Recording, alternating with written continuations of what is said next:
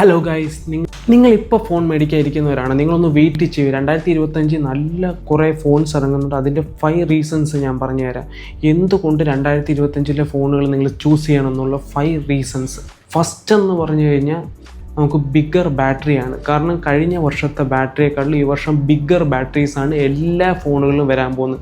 ഒരു 1000 mAh ഒരു ചാട്ടം നമുക്ക് 2025 ഫോണുകളിൽ കാണാൻ സാധിക്കും. കാർബൺ സിലിക്കൺ ബാറ്ററീസാണ് യൂസ് ചെയ്യുന്നത്. കഴിഞ്ഞ വർഷം മാക്സിമം വന്നത് 5000 mAh ബാറ്ററികളായിരുന്നു.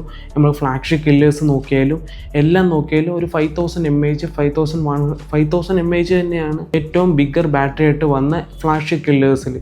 ഈ വർഷം വരാൻ പോകുന്നത് 6000 mAh ആണ്. കാരണം അതേ സെയിം സൈസോട് കൂടി നമുക്ക് ഫോണുകൾ കിട്ടും. കാരണം സിലിക്കൺ കാർബൺ ബാറ്ററികളാണ് യൂസ് ചെയ്യുന്നത്. കാരണം അത് കഴിഞ്ഞ വർഷം യൂസ് ചെയ്ത ഫോണുകളുണ്ട്. ഹോണറിൻ്റെ ഫോണുകൾ യൂസ് ചെയ്തിട്ടുണ്ടായിരുന്നു, പിന്നെ വിവോ X100 Pro അൾട്രയിൽ യൂസ് ചെയ്തിട്ടുണ്ടായിരുന്നു, പിന്നെ ഷവോമിയുടെ 14 സീരീസുകൾ യൂസ് ചെയ്തത് ആ ഒരു സിലിക്കോൺ ബാറ്ററിയാണ്. അതിൻ്റെ ഒരു 3rd ജനറേഷനാണ് ഈ വർഷം വരാൻ പോകുന്നത്. അതുകൊണ്ട് കുറേ ഇമ്പ്രൂവ്ഡ് ആയി സിലിക്കൺ കാർബൺ ബാറ്ററീസ് നമുക്ക് കുറഞ്ഞ സൈസിൽ കൂടുതൽ mAh നമുക്ക് കിട്ടും. കാരണം കൂടുതൽ അയോൺസ് കിട്ടുന്നതുകൊണ്ട് നമുക്ക് ബാറ്ററി എഫിഷ്യൻസി ഭയങ്കരമായിട്ട് കൂടും.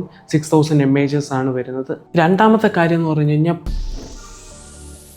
പ്രോസസ്സേഴ്സാണ്. കാരണം ആൻഡ്രോയിഡ് ഫോൺസുകൾ നല്ല പെർഫോമൻസ് ആയിട്ട് ഈ വർഷം വരുന്നുണ്ട്. കാരണം 8 Elite എന്ന് പറഞ്ഞ പ്രോസസ്സറാണ് വരുന്നത് സ്നാപ്ഡ്രാഗണിൻ്റെ. കാരണം 4 സ്പെക്സ് അവർ അടിമുടി മാറ്റി. അതുകൊണ്ടാണ് ഇത്രയും പെർഫോമൻസ് അവർക്ക് കിട്ടുന്നത്. ഒരു ലാപ്ടോപ്പ് ലെവൽ പെർഫോമൻസ് നമുക്ക് കിട്ടും. കാരണം അത്രയ്ക്ക് നല്ല IAAA ഗെയിംസ് എല്ലാം ഈ വർഷം തൊട്ട് കളിക്കാം. ഇനി ആൻഡ്രോയിഡ് ഫോൺസും ആപ്പിളിൻ്റെ കൂട്ട് തന്നെ ആപ്പിളിനെക്കാട്ടിലും ബെറ്ററാണ്. കാരണം 3 million AnTuTu ബെഞ്ച്മാർക്ക് സ്കോർസ് ഒക്കെ വന്നിട്ടുണ്ട്. നമ്മൾ നോക്കുവാണെങ്കിൽ കഴിഞ്ഞ വർഷത്തിനെക്കാട്ടിലും ഒരു 44% പെർഫോമൻസ് ഇമ്പ്രൂവ് വന്നിട്ടുണ്ട്. 43% സ്റ്റെബിലിറ്റി നമുക്ക് ഈ വർഷം പ്രോസസ്സറിൽ വന്നിട്ടുണ്ട്. സ്നാപ്ഡ്രാഗണിൻ്റെ പ്രോസസ്സർ 8 Elite. ഇതൊക്കെയാണ്. പിന്നെ ഡയമണ്ട്സിറ്റിയുടെ 9400 അത്യാവശ്യം നല്ലൊരു പ്രോസസ്സർ തന്നെയാണ്. നല്ല 8 Elite ആണ് ടോപ്പിൽ നിൽക്കുന്നത്. പിന്നെ മൂന്നാമത്തെ റീസൺ എന്ന് പറഞ്ഞു കഴിഞ്ഞാൽ പിന്നെ Snapdragon 8 Eliteൽ 8 years of software update നമുക്ക് കിട്ടും. അതൊരു വലിയ കാര്യമാണ്. നമുക്ക് അതിനെക്കുറിച്ച് നോക്കാം.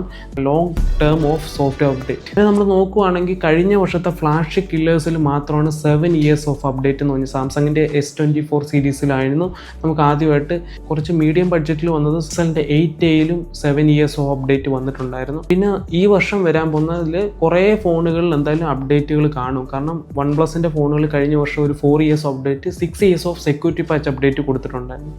ഈ വർഷം എന്തായാലും എല്ലാ ഫോണുകളും സോഫ്റ്റ്വെയറിൻ്റെ കാര്യത്തിൽ ഇച്ചിരി മെച്ചപ്പെട്ട് വരും. കാരണം 8 Elite ആയതുകൊണ്ട് ഒരു 5 to 6, 7 എന്തായാലും 8 years of update S25 series നമുക്ക് പ്രതീക്ഷിക്കാം. കാരണം സ്നാപ്ഡ്രാഗൺ തന്നെ അതിന് ഉറപ്പ് തരുന്നുണ്ട് അപ്ഡേറ്റിൻ്റെ കാര്യത്തിൽ. അപ്പോൾ അതിൻ്റെ 2-3 ഗുണങ്ങളെന്ന് പറഞ്ഞു കഴിഞ്ഞാൽ നമുക്ക് ഫസ്റ്റ് എന്ന് പറഞ്ഞു കഴിഞ്ഞാൽ റീസെയിൽ വാല്യൂ ആണ്. നമ്മൾ ഇപ്പോൾ S25 സീരീസ് എടുത്തതെന്ന് വെച്ചോ, അത് നമുക്ക് പിന്നെ ഒരു 2 വർഷം കഴിഞ്ഞ് കൊടുത്താലും അതിന് റീസെയിൽ വാല്യൂ ഇസ് പ്രെറ്റി ഗുഡായിട്ട് നമുക്ക് കിട്ടും. അതൊരു നല്ല കാര്യമാണ്. കാരണം പിന്നെ വരുന്നൊരു റീസൺ എന്ന് പറഞ്ഞു കഴിഞ്ഞാൽ നമുക്ക് ഇപ്പോൾ ഒരു 1,40,000 കിടക്കുന്ന ഫോൺ നമുക്ക് പിന്നെ ഒരു 2 വർഷം കഴിഞ്ഞ് എടുക്കുമ്പോൾ അത് 80,000-90,000 നമുക്ക് കിട്ടും. അതൊരു നല്ല റീസെയിൽ. പിന്നെയും 3-4 വർഷത്തെ അപ്ഡേറ്റുകൾ കിടപ്പുണ്ട്. അപ്പോൾ അതൊരു നല്ല കാര്യമാണ്. ഈ വർഷത്തെ ഫോണുകളിൽ ആ സോഫ്റ്റ്വെയർ അപ്ഡേറ്റുകൾ കൂടുതലായിട്ട് വരുമ്പോൾ നമുക്ക് കിട്ടുന്ന ഒരു അഡ്വാൻറ്റേജ് ആണ് റീസെയിൽ വാല്യൂ.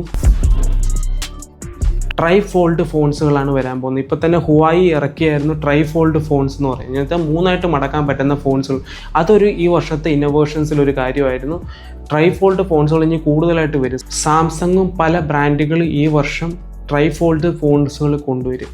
കാരണം 3ആയിട്ട് മടക്കാൻ പറ്റുന്ന ഫോൺസ്. അതുകൊണ്ട് സ്ലിം ആയിരിക്കും ഈ വർഷം. പിന്നെ S25 സീരീസിൽ ഒരു എക്സൈറ്റിംഗ് ആയിട്ടുള്ള ഒരു S25 സ്ലിം ഇറങ്ങുന്നുണ്ട്. അത് അടുത്ത വർഷം iPhone 17 Air എന്ന് പറഞ്ഞുകൊണ്ട് പേരിൽ ഐഫോൺസും സ്ലിം ആയിട്ടൊരു ഫോൺ ഇറക്കും എന്ന് റൂമേഴ്സ് പറയുന്നുണ്ട്. എന്തായാലും S25 സ്ലിം കാണും. കാരണം S25, S25 Plus, S25 Ultra, S25 slim ഇങ്ങനെ 5 ഫോൺസാണ് വരാൻ പോകുന്നത്. കാരണം ഓൾറെഡി കുറേ റൂമേഴ്സ് ഇങ്ങനെ വന്നിട്ടുണ്ടായിരുന്നു S25 സീരീസിനെ കുറിച്ച്. എന്തായാലും ഫോൺസുകൾ ഇറങ്ങും. ഇത്രയൊക്കെയാണ് ഞാൻ പറയുന്ന റീസൺസുകൾ. 2025 നിങ്ങൾ ഫോൺസ് എടുക്കേണ്ട കുറേ റീസൺ. 2025 ഐഫോൺസിൽ നമുക്ക് ബേസ് വേരിയൻറ്റിൽ 120 Hz കിട്ടുമെന്നാണ് നമ്മൾ റൂമേഴ്സായിട്ട് ഇങ്ങനെ അറിഞ്ഞത്. എന്തായാലും 120 Hz കിട്ടാൻ സാധ്യതയുണ്ട്.